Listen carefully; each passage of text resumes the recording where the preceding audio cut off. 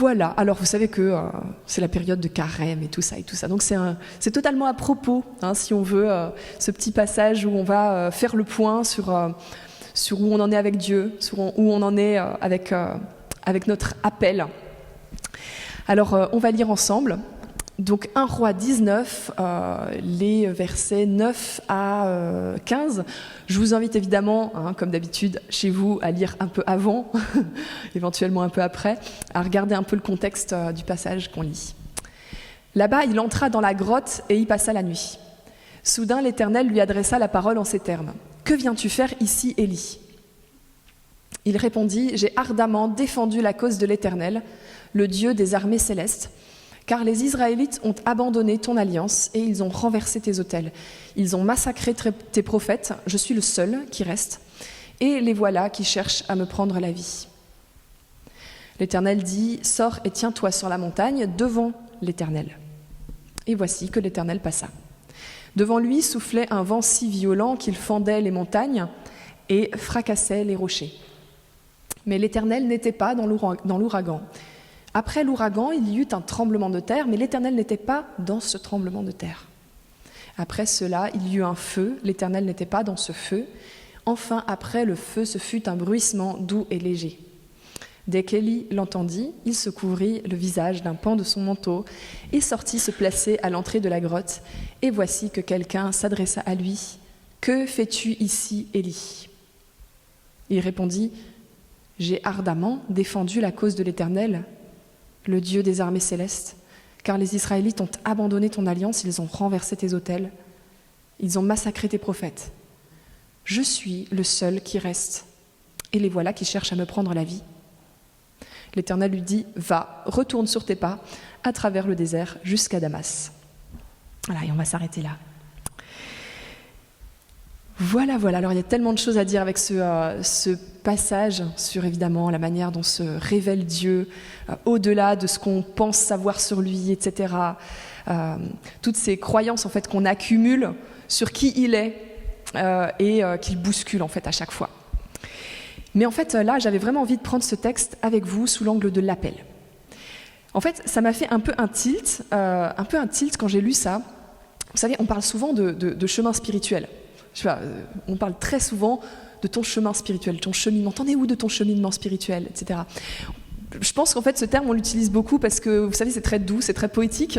Et ça fait un peu... c'est très, en accord avec la société d'aujourd'hui qui veut que surtout on brusque personne, qu'on fasse doucement, qu'on puisse prendre son temps, etc. Le cheminement spirituel, moi aussi, je l'utilise tellement souvent. C'est surtout, vous savez, quand je fais des cérémonies d'enterrement avec des personnes qui ne sont pas à fond dans la foi, je parle de cheminement spirituel parce que c'est pas agressif, voyez. Bon bref, je l'utilise souvent. Et en même temps, cheminement spirituel, je me suis pris un petit peu en pleine poire quand je lis un texte comme ça, mais attends, chemin spirituel, c'est quoi sinon un appel ? C'est quoi la foi en fait si c'est pas un appel de Dieu ? Fondamentalement, est-ce que notre chemin avec Dieu, c'est pas juste son appel pour notre vie, c'est pas juste Dieu qui te dit mais en fait j'ai un truc un peu plus grand pour toi que ta petite vie là j'ai quelque chose d'un peu plus grand, d'un peu plus glorieux, j'ai un règne qui est vraiment, vraiment au-dessus de ce que tu es en train de vivre et je voudrais t'extraire de ce que tu es en train de vivre. C'est un appel en fait. Notre chemin avec Dieu est un appel. C'est un appel de sa part, c'est une vocation, c'est une direction, c'est des objectifs, c'est des défis aussi, mais qui ont tous un rapport avec son règne. Ils ont tous un rapport avec son règne. Tout ce que le Seigneur fait dans notre vie, c'est un appel qui a un rapport avec son règne. En gros, c'est pas correct, si vous voulez, en fait. C'est pas cool de dire à Dieu, écoute, merci de m'avoir sauvé, merci d'avoir pardonné mes péchés, de m'avoir offert la vie éternelle, mais s'il te plaît, laisse-moi dans mon coin. C'est pas correct de dire ça à Dieu, en fait. Je me le suis pris en pleine poire en relisant ce texte. Élie, en fait, il est en train de vouloir se terrer dans sa caverne. Il a toutes les bonnes raisons humaines du monde, parce que franchement, qui aurait supporté la pression d'Élie sur ses épaules ici ? Il a toutes les bonnes raisons du monde d'aller dans sa caverne. Moi, je me suis terrée dans ma caverne pendant quelques jours, récemment. Parfois, on a toutes les bonnes raisons du monde.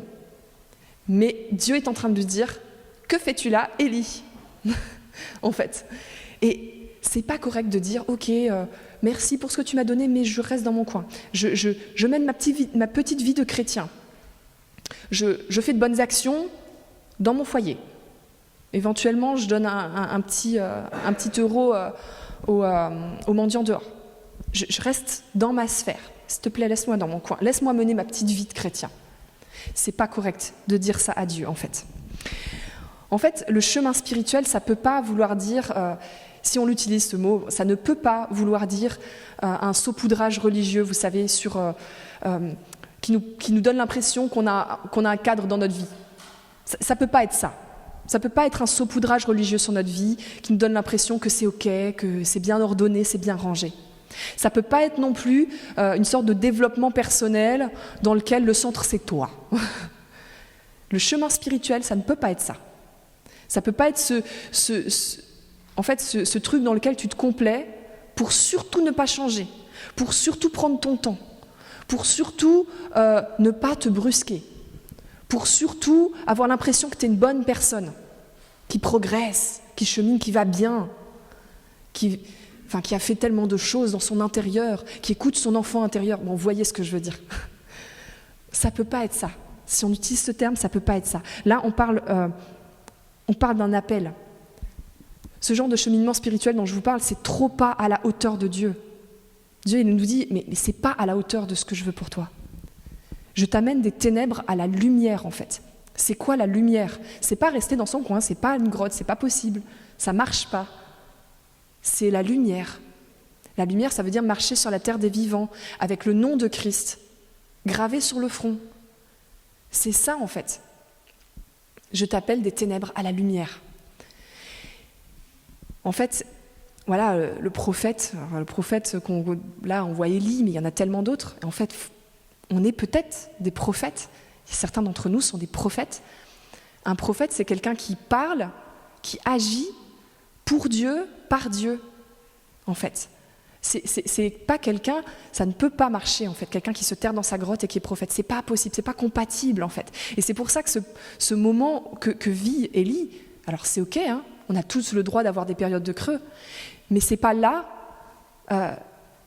qu'il est appelé, vous voyez. C'est là qu'il va se jouer quelque chose, c'est là qu'il va se révéler quelque chose, c'est là qu'il va guérir. Donc, dans un sens, c'est fondamental. Mais c'est pas là que ça se joue. C'est pas dans la zone de confort que notre appel se joue. Notre zone de confort, elle peut nous faire du bien de temps en temps et Dieu peut nous retrouver dedans, il n'y a pas de problème. Dieu peut nous trouver aussi dans des périodes de creux dans lesquelles on se complaît, etc., depuis très très longtemps. Il peut nous chercher là aussi, pas de problème. Dieu le fait, en fait. Dieu nous cherche toujours. Mais il y a des moments, en fait, on a le choix, on se dit ouais, j'entends ta voix, mais je vais y rester quand même. Et il y a des gens qui font ça. J'entends ta voix, Seigneur, je sais ce qu'il faudrait que je fasse, mais je reste quand même dans ma grotte. Et en fait, moi, je pense à la puissance d'avoir une vie qui est sous le signe de l'appel de Dieu. Je pense à toutes ces situations dans lesquelles, de l'extérieur, on juge qu'une personne, par exemple, elle ne peut rien faire pour Dieu. Parfois, on le juge pour soi, on se dit, moi, je ne peux rien faire pour Dieu. Parfois, on se dit d'une vie, lui, il est paraplégique, dans son fauteuil, il ne peut rien faire pour Dieu. Parfois, on se dit, cette personne, elle est dans sa maison de retraite, qu'est-ce qu'elle va encore faire pour Dieu? Moi, je pense à une amie qui est en maison de retraite, et je peux vous garantir qu'elle fait des choses pour Dieu. Je peux vous garantir que chaque fois que je vais la voir, elle dit « Oh, j'ai encore joué, j'ai profité d'un moment, j'ai joué des cantiques sur le piano en bas, et puis j'ai parlé de Jésus à ma copine là, et puis à un tel, là, je vais montrer le culte de France 2 la semaine dernière. » Ceci n'est pas un placement de produit, mais voilà. Non, mais elle est à fond, quoi. C'est une apôtre. C'est une apôtre. Et je pense à tellement de gens où de l'extérieur, tu juges que non, il ne peut rien faire pour Dieu. Et en fait, mais Dieu les utilise puissamment. Et ils ont décidé que leur vie était un appel auquel ils répondaient. Et ils y arrivent. Et en fait, tout ça me fait penser aussi à cette manière, vous savez, qu'on a parfois de tout ramener ce qu'on vit, nos hauts, nos bas, vous savez, nos périodes de gloire et de creux. On le ramène souvent à une dialectique qui est super dangereuse. On dit parfois « j'ai perdu la foi » ou « j'ai plus trop la foi » ou « j'ai un creux dans ma foi ». Mais c'est super dangereux de dire ça, en fait. Ça m'a fait un choc, en fait, quand j'ai lu ça. Je me suis dit, mais foi, non foi, sérieusement? Regarde Élie, il doute pas de Dieu, en fait. Hein. Il sait qu'il est là. Si vous regardez un petit peu avant, comme je vous invite à le faire, à la maison, vous voyez que au moment où Élie a accompli ce qu'il devait accomplir auprès des prophètes de Baal et de Jézabel, le gars, il s'effondre, mais Dieu le guide. Il envoie des corbeaux pour le nourrir, il envoie des anges, il le guide, il le pousse jusqu'à ce mont Horeb, jusqu'à cette grotte. Il est là et il lui parle. Il lui parle tout le temps. Dieu est toujours là. Et Élie le sait. Il ne doute pas de Dieu, en fait. Il n'a pas une crise de foi, Élie. Il a une crise d'appel. C'est différent. Il a une crise d'appel. C'est pas en mode... il n'est pas en train de se demander si Dieu est là ou pas là. Il sait que Dieu est là. Il sait que Dieu est là, mais il se demande juste, mais moi, qu'est-ce que je fous là, en fait? Vous voyez ce que je veux dire? je dis crûment, mais c'est ça. Et moi, j'ai vécu ce genre de choses. J'ai vu des personnes qui vivaient régulièrement des crises d'appel et qui pensaient que c'était des crises de foi. Mais en réalité, ce n'était pas des crises de foi. Ils savaient que Dieu était là. En fait, ce monde aimerait bien nous faire croire que chaque fois qu'on ne va pas bien, c'est une petite parenthèse, hein, que chaque fois qu'on ne va pas bien, ah bah tu vois, ta foi chrétienne, elle n'est pas si forte que ça, hein, ton Dieu, il n'est pas là, tu doutes de ton Dieu. Dans ces moments-là, en fait, le monde aimerait bien nous confondre sur notre foi. Mais la plupart du temps, les choses qu'on vit en tant que chrétien, bah, c'est pas qu'on doute de Dieu, c'est pas une crise de foi profondément, en fait, c'est qu'on ne sait pas ce que nous on fait là. Et c'est pour ça que Élie, il se trouve là dans cette grotte, et Dieu vient le trouver en lui posant cette question, qu'est-ce que tu fais là? Que fais-tu là? Il lui pose 2 fois, hein. Une fois dans la grotte, il lui dit de sortir, et après il lui repose la question, qu'est-ce que tu fais là? Alors je ne sais pas si vous vous imaginez, vous, ce genre de situation, du coup je me suis imaginé moi, avec les petites expériences que j'ai pu faire, je ne suis pas le prophète Élie, mais j'ai pu, à certains moments, avoir une sorte d'empathie, de compréhension pour ce que devait vivre Élie à ce moment-là. Et je me dis, cette question, elle m'aurait fait un choc, en fait. Que fais-tu là? J'aurais eu envie de dire, mais tu le sais ce que je fais là, c'est toi qui m'as mis là. C'est toi, Dieu, qui m'as mis là. Tu sais pourquoi je suis là. C'est moi qui ne sais pas pourquoi je suis là.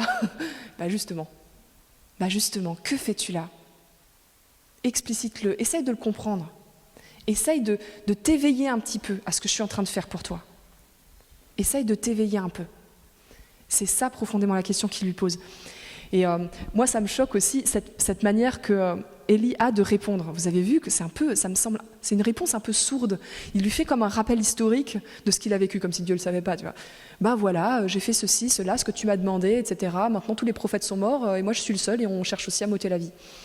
En fait, si tu lis ça, tu vois pas très bien pourquoi il lui répond ça. Il lui refait son curriculum vitae, je sais pas, c'est un peu bizarre. Mais en fait, moi, c'est que de l'interprétation, hein, vous en faites ce que vous voulez, mais je me dis qu'il y a un peu de sarcasme derrière, peut-être des sous-entendus. On ne sait pas ce qui se passe dans sa tête, mais il y a sans doute plein de choses qui se passent dans sa tête, puisqu'il est au fond du trou, vous voyez ce que je veux dire, puisqu'il est dans cette grotte. Il est en train de se dire, peut-être, voilà, Dieu, tu m'as envoyé au casse-pipe, en fait. Finalement, est-ce que tu vas me protéger indéfiniment, comme je le croyais? Finalement, est-ce que j'ai pas aussi fait une erreur? Est-ce que je vais pas louper quelque chose? Il y a un moment plus haut, il dit ça, en fait. Il dit, Éternel, prends ma vie parce que je suis pas meilleur que mes ancêtres. Donc peut-être qu'il passe aussi par ça, en se disant, finalement, je vaux pas plus qu'un autre. Voilà, est-ce que j'ai fait une erreur pour me retrouver dans cette situation? Et en fait, voilà, ça me fait penser donc à toutes ces situations où on se retrouve paralysé dans notre appel. Toutes ces situations où tu es paralysé et où tu aimerais bien que ce soit aussi simple que foi, non-foi. Mais en réalité, la question qu'il faut se poser, c'est quelle est la chose qui, dans ton cœur, fait un blocage? Quelle est la chose qui, en fait, s'est érigée comme un mur entre l'appel que Dieu t'a fait et ta capacité de l'écouter et de le suivre? Vous savez, à mon avis, ça peut être à peu près que 2 choses. Hein. C'est une fausse croyance ou un mauvais focus, en fait. Mauvaise croyance ou mauvais focus. Mauvaise croyance au sens où, vous savez, parfois on se dit, je pensais, voilà, je disais tout à l'heure, peut-être que Dieu ne va pas me protéger indéfiniment. Je pensais que Dieu, qu'est-ce qu'il y a derrière?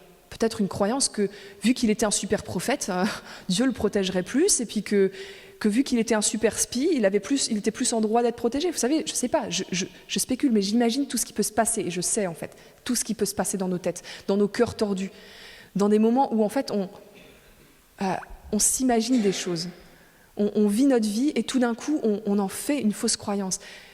Les pharisiens, c'était ça. Hein. Les pharisiens, à l'époque de Jésus, ils étaient persuadés qu'ils valaient plus que les autres parce que c'était des super spies, parce que c'était des savants, ils avaient été érigés comme ceux qui doivent guider le peuple, et du coup, ils valaient plus que les autres.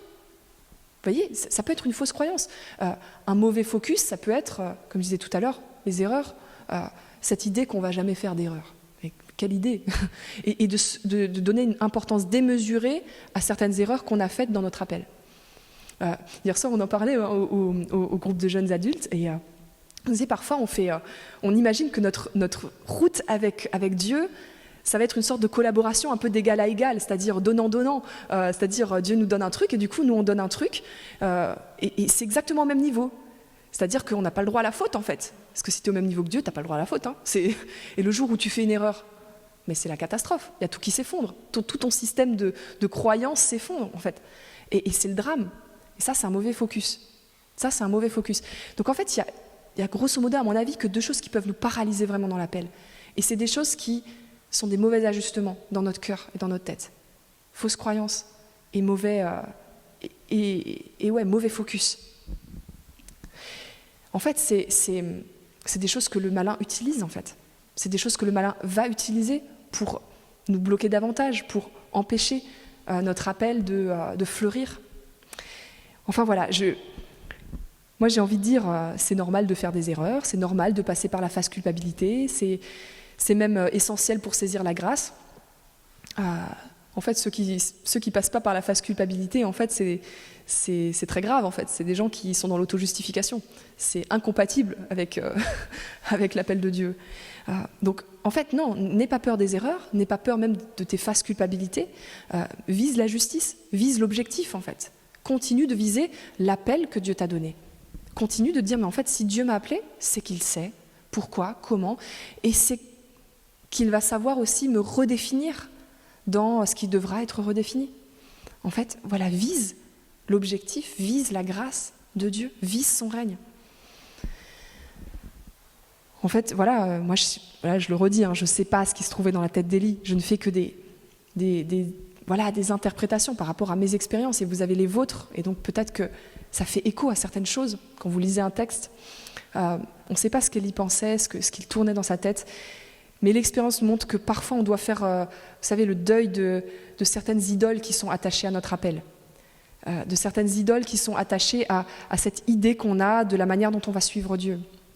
On doit vraiment lui laisser le soin de redéfinir comment il veut qu'on le serve.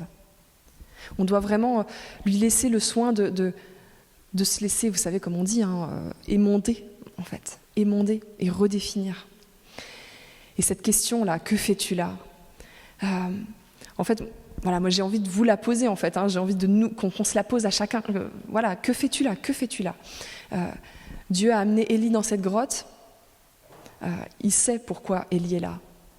Et il lui demande de s'éveiller lui-même à ce que Dieu veut faire avec lui. Et nous sommes tous dans cette situation. Dieu nous a fait naître sur cette terre. Donc c'est que il sait pourquoi il nous a mis là. Mais maintenant, il nous pose la question, qu'est-ce que tu fais là ? Qu'est-ce que tu fais là ? Est-ce que tu vas continuer à vouloir te terrer dans ta grotte et à dire « laisse-moi tranquille » ou est-ce que tu vas accepter de sortir ? La deuxième fois que Dieu pose la question à Élie, lui, en apparence, on a l'impression qu'il n'y a rien qui a changé. Mais en fait, il y a quand même quelque chose qui a changé. Il est hors de sa grotte. Physiquement, au niveau de sa position, il y a quelque chose qui a changé. Il a bougé quand il a senti la présence de Dieu. Il a bougé et il s'est tenu sur la brèche, il s'est tenu prêt à servir. Et c'est là que Dieu nous veut aujourd'hui. Que fais-tu là ? Pourquoi tu es dans ta grotte ? Et pourquoi tu ne te tiendrais pas prêt à servir ? Pourquoi tu ne te tiendrais pas prêt à ce que j'ai prévu pour toi ? C'est tout ça en fait que Dieu est en train de nous demander aujourd'hui.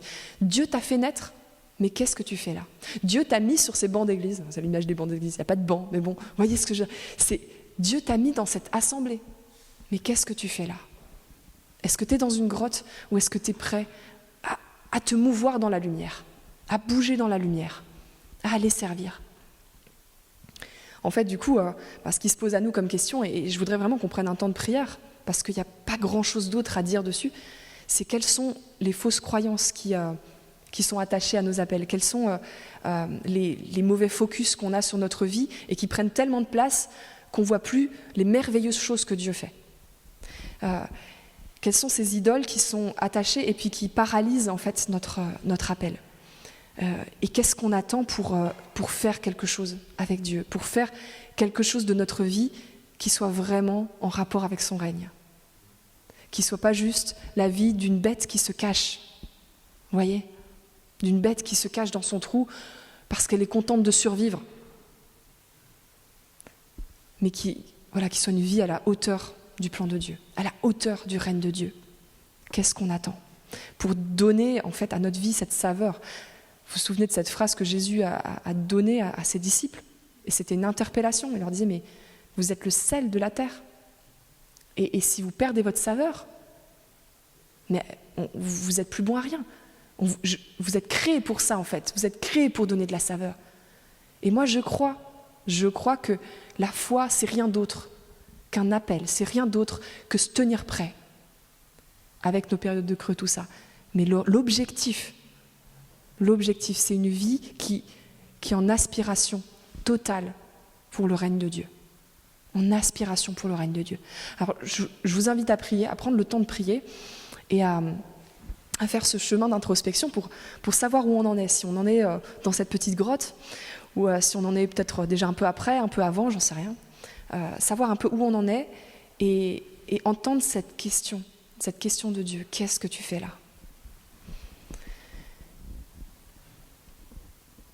Ouais, Père éternel, on te dit merci. Merci d'abord parce que tu as jugé bon que nous soyons sur terre. Tu as jugé bon que nous soyons rachetés par le sang de Christ.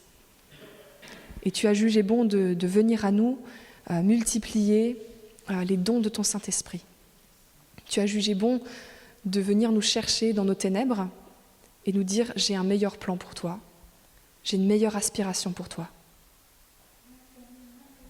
Alors Père éternel, je te demande de non seulement regarder dans le cœur de nous tous, parce que tu sais parfaitement qui nous sommes et ce à quoi nous sommes appelés, mais je te demande d'éveiller notre esprit à ce que tu as prévu pour nous et à l'identité nouvelle que tu nous donnes.